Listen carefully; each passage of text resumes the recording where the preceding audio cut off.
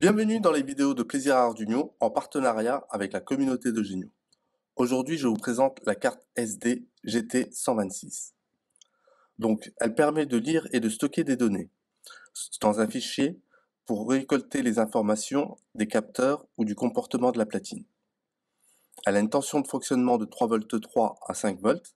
Elle utilise le bus SPI et elle est compatible avec des micro SD avec un adaptateur. Donc, au niveau de ses broches, elle dispose de 6 broches. Chip Select, qui sélectionne le menu sur le bus SPI. Ici, ça sera la 10.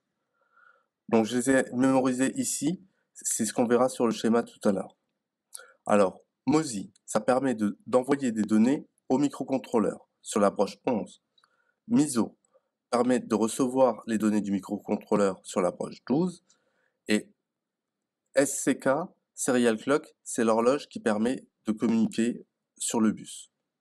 Au niveau de son alimentation, elle s'alimente en 3,3 V ou 5 volts CVCC et la masse GND.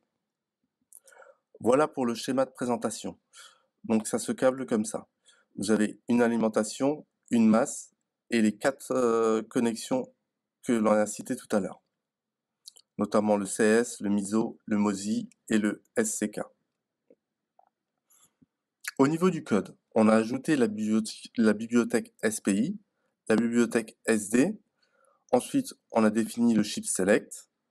Et dans le setup, on a initialisé le moniteur série. Ensuite, si la carte SD est prête, on continue les opérations. Sinon, on envoie un message d'erreur échec de l'initialisation de la carte SD. Ensuite, écriture dans un fichier. File, data file, on ouvre un fichier. Et s'il n'existe pas, on le crée. Ensuite, on va y inscrire des données à l'intérieur. Les données qu'on va inscrire à l'intérieur, c'est ceci est une ligne de test Arduino et le module GT126 en action.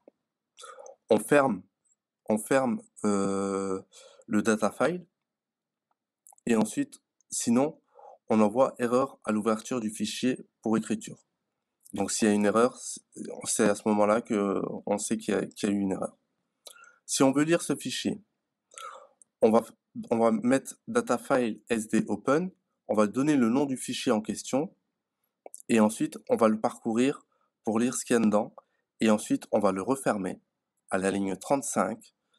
Sinon, s'il y a une erreur, on met erreur d'ouverture du fichier pour la lecture. Voilà pour ce que je souhaitais vous montrer au niveau du code. Donc voilà une petite précision. La carte SD GT126, vous pouvez y mettre pas mal de données, notamment des données en CSV qui vous permettront de les extraire sur un fichier Excel ou d'autres formats.